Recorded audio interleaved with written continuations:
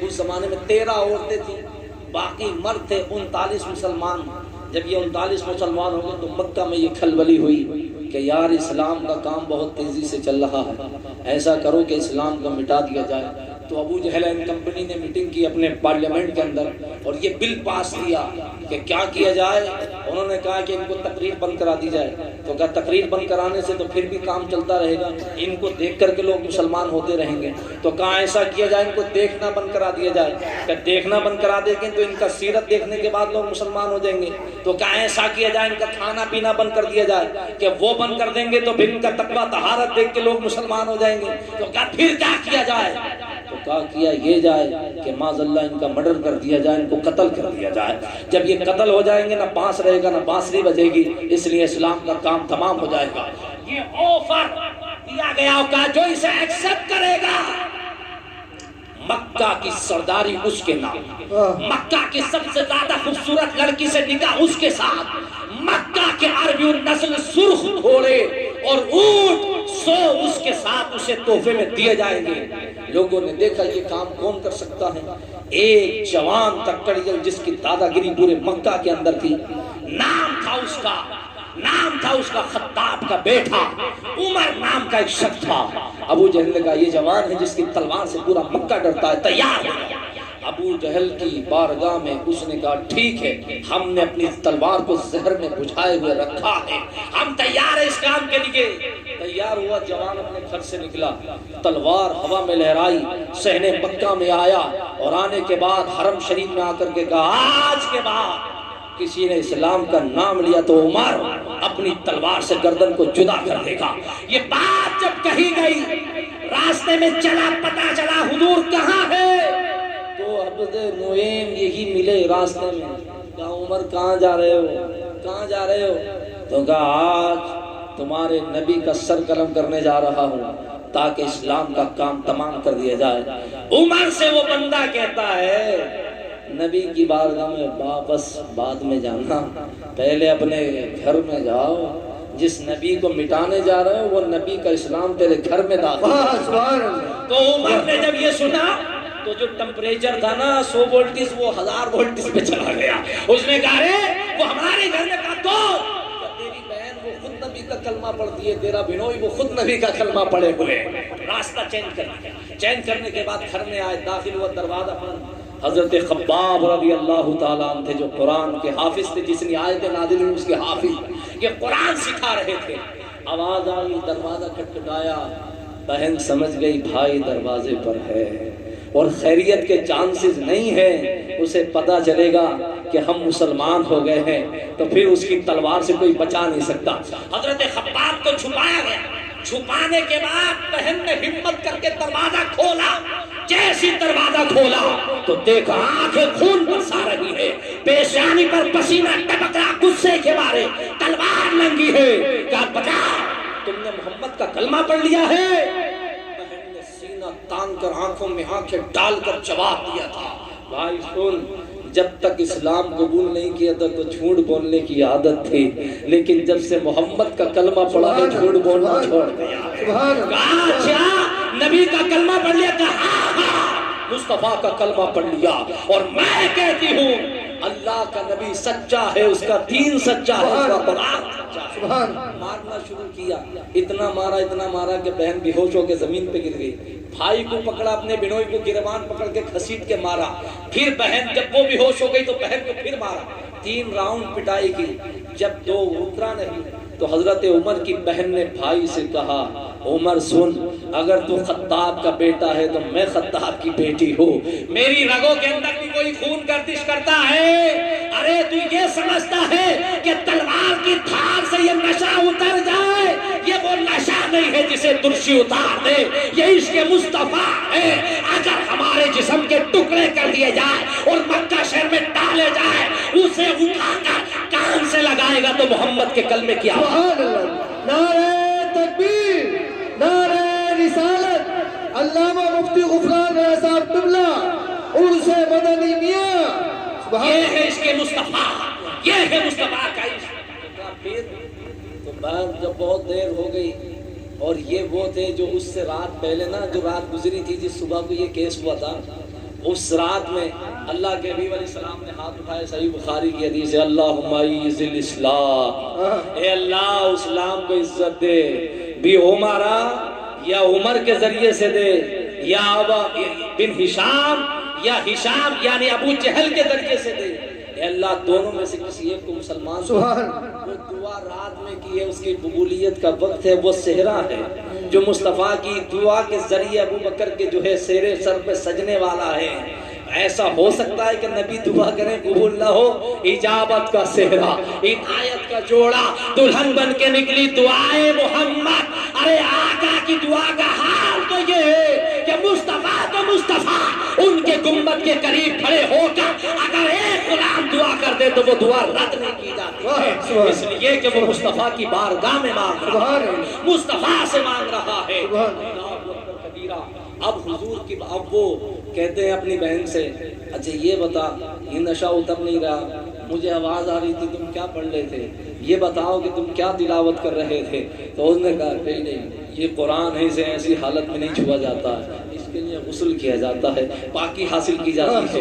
عمر کہتے ہیں ہم غسل کرنے تیار ہیں، غسل کیا گیا۔ غسل کرنے کے بعد عمر بیٹھے، بہنوں نے حضرت خباب کو نیچے سے نکالا، کہا یہ تھے جو مجھے پڑھا رہے تھے۔ اب عمر کہتے بتاؤ وہ کیا تھا؟ تو عمر کے سامنے خباب کہتے بسم اللہ الرحمن الرحیم، طٰہٰ ما انزلنا علیک القرآن لتشقیٰ الا تذکرۃ لمن یخشیٰ تنزیلا ممن خلق الارض والسماوات العلیٰ الرحمن علی العرش استویٰ لہ ما فی السماوات والارض۔ جب یہ آیت تلاوت کی ہے تو عمر نے کہا واللہ یہ کسی بندے کا کلام نہیں ہے، یہ رحمان کا۔ سبحان اللہ، سبحان سبحان۔ وہ کہتے ہیں اب جلدی کرو، ہمیں بھی لے کے چلو اس نبی کی بارگاہ میں، تاکہ ہم بھی کلمہ پڑھ کر مسلمان ہو۔ 39 ہو گئے تھے، 39 مسلمان۔ اب یہ ہے عمر حضور کی بارگاہ میں چلے تو دار بنی ارقم ایک گھر تھا چھوٹا سا، حضور اس میں پہاڑی کے درمیان تھا، نیچے تھا، وہ اسلام کا پہلا مدرسہ تھا، حضور تعلیم دیتے تھے۔ اس کے دروازے پر امیر حمزہ کھڑے ہوئے اور حضرت طلحہ بھی کھڑے ہوئے تھے۔ جب یہ دونوں گارڈنگ کے لیے کھڑے ہوئے، انہوں نے دیکھا عمر آ رہے ہیں، تلوار بھی ننگی ہے۔ حضرت امیر حمزہ سے کہا حضور وہ آ رہے ہیں، عمر آ رہے ہیں، تلوار بھی ننگی ہے، پھر کیا کیا جائے گا؟ امیر حمزہ نے کہا نہیں ڈرنے کی ضرورت نہیں ہے، اگر صحیح ارادے سے آ رہا ہے تو ویلکم ہے، اور غلط ارادے سے آتا ہے تو امیر حمزہ اسی کی تلوار سے جواب دے سکتا ہے۔ اتنا کہا، اب یہ دروازے پر آ گئے، دروازے پر آ کر کھڑے ہوئے۔ جب آ کر کے دروازے پر کھڑے ہوئے تو ان کی ڈسکس ہوئی کیسے آنا ہوا۔ ادھر سے یہ بولے نہیں آپ اندر نہیں جا سکتے، انہوں نے کہا نہیں ہمیں حضور کی بارگاہ میں جانے دیجئے۔ اتنے میں جب یہ آواز اندر پہنچی تو نبی نے فرمایا حمزہ کون ہے؟ تو کہا حضور عمر آئے ہیں۔ فرمایا نہیں آنے دو، روکو مت، وہ آئے نہیں ہیں، بلایا گیا۔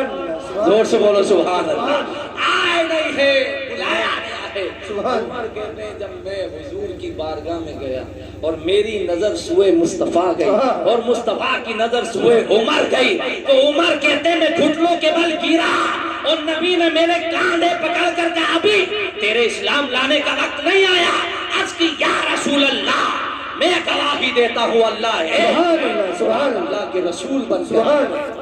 یہ تھے 40 میں مسلمان، 40 لوگوں میں جب یہ مسلمان ہوئے، یہ الگ داستان ہے۔ سنو، ابو بکر صدیق رضی اللہ تعالیٰ آپ نے کر کے اعلان کیا ابھی 40 مسلمان نہیں ہوئے تھے۔ اب لوگوں کو جب پتہ چلا کہ اسلام کی تبلیغ ہونے لگی ہے تو حضرت ابو بکر صدیق رضی اللہ تعالیٰ صحن کعبہ کے اندر ہے۔ ایک مرتبہ کیا ہوا، کفار مکہ نے حضور پر اٹیک کر دیا، کائے پر اٹیک، حضور پر اٹیک کر دیا۔ جب اٹیک کیا تو چاروں طرف سے یلغار ہوئی، اس میں ایک ماں، سنو زور سے سنو، توجہ دو، زور سے بولو سبحان اللہ، بلند آواز سے بولو سبحان اللہ۔ ایک ماں جیسے اپنے بچے کو چھپاتی ہے بچانے کی وقت، حضرت ابو بکر صدیق نے ایسے اپنے بازو پھیلائے تاکہ کوئی بھی وار ہو تو ابو بکر کی پیٹھ پہ ہو، مصطفیٰ کو کچھ نہیں، مصطفیٰ کو کچھ نہ ہو۔ حضور کو بچا کر کے آقا علیہ السلام کو لے جایا گیا۔ عمر حضرت ابو بکر صدیق رضی اللہ تعالیٰ اللہ اکبر اتنا مارا گیا تھا کہ مرا جان کر کے صحن مکہ میں چھوڑا۔ جب لوگوں نے دیکھا خاندان والوں نے کہ ابو بکر صدیق کو اتنا مارا گیا کہ اب تو شہید کر دیا جائے، اللہ اکبر، تو خاندان والے لوگ کھڑے ہو گئے، خبردار مکہ میں تلواریں چل جائیں گے اگر کسی نے ہاتھ اب اٹھایا۔ خاندان والے لوگ بے ہوشی کے عالم میں ابو بکر کو اٹھا کر گھر لائے، ماں کی باہوں میں لا کر ڈالا تو ماں کا کلیجہ منہ کو آ گیا کہ میرے لال کو اتنا، جگہ جگہ سے خون کے پھوارے چھلک رہے تھے، زبان سوکھ کر کے کانٹا ہو گئی تھی، ہوش نہیں آ رہا تھا۔ یہ ہے نقشبندی سلسلے کا امام جس نے اسلام کی خاطر اتنی قربانی دی ہے۔ ابو بکر صدیق رضی اللہ تعالیٰ ماں کی گود میں شام کے وقت سے لے کر کے رات کا پہر گزر جاتا ہے، آنکھ کھلی، جب ہوش آیا تو ماں نے پانی کا پیالہ لا کر کے قریب رکھا اور لانے کے بعد ماں نے کہا بیٹے ہوش آ گیا، پانی کا قطرہ منہ میں ڈالو۔ ہوش آنے کے بعد آنکھ کھول کر جو پہلا جملہ ابو بکر کی زبان سے نکلا تھا وہ جملہ یہ تھا کہ ماں یہ بتا کہ محمد کیسے ہے، ماں یہ بتا کہ مصطفیٰ کیسے ہے، ماں یہ بتا کہ جن کا میں نے کلمہ پڑھا ہے وہ آقا کیسے ہے۔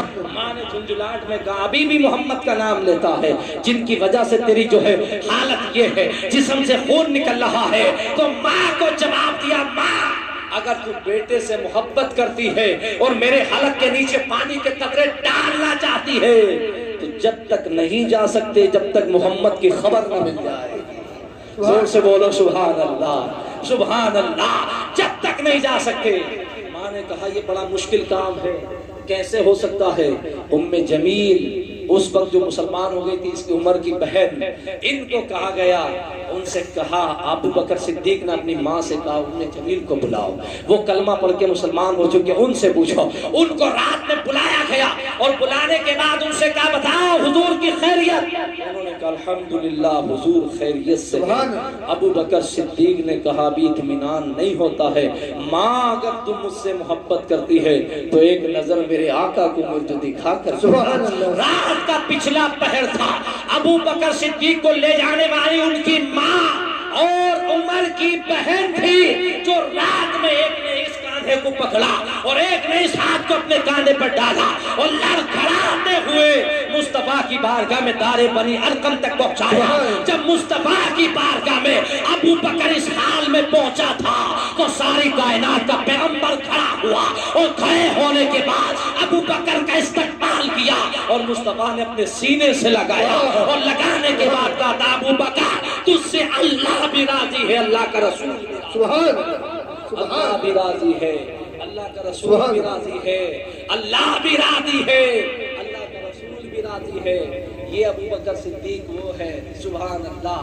ساری کائنات کہتی ہے کہ خدا ہم سے راضی ہو جائے، خدا راضی ہو جائے۔ صحیح بخاری کی حدیث ہے، آقا علیہ السلام فرماتے ہیں جبریل میرے پاس آئے اور آنے کے بعد مجھ سے کہا یا رسول اللہ رب نے سلام بھیجا ہے، اور سلام کے بعد یہ فرمایا ہے کہ آپ ابو بکر سے پوچھیں کہ آپ کا ابو بکر رب سے راضی ہے کہ نہیں، رب سے راضی ہے کہ نہیں ہے۔ نمازی کہے کہ خدا راضی ہو جائے، روزے دار کہے خدا راضی ہو جائے، حاجی کہے خدا راضی ہو جائے، لیکن اسی زمین کے اوپر اسی آسمان کے نیچے مصطفیٰ کا ایک غلام عاشق صادق نقشبندیوں کا امام ابو بکر صدیق ایسا ہے جسے عرش کے پار کا رب بھی لامکا والا رب سلام بھیجتا اور کہتا ہے جاؤ ابو بکر کو ہمارا سلام کہہ دو، اور جیسے ابو بکر راضی ہے ویسے اس کا رب بھی راضی ہے۔ سبحان اللہ، سبحان سبحان۔ بہت وقت ہو گیا بھائی تقریر کا۔ یہ سلسلے نقشبندی کے امام حضرت ابو بکر صدیق رضی اللہ تعالیٰ نے صبح کو گل شریف میں اس کے آگے بیان کریں گے انشاءاللہ تعالیٰ، اس کے آگے کل صبح کو گل شریف میں جو بھی وقت ملے گا تو آپ انشاءاللہ تعالیٰ اس پہ بیان کریں گے، آپ سنتے رہیں گے، میں کبھی ٹاپک سے ہٹتا نہیں ہوں، آپ سنتے رہیں گے، کئی گھنٹے گزر جائیں گے ابو بکر صدیق رضی اللہ تعالیٰ عنہ، اور یہ قصے کہانی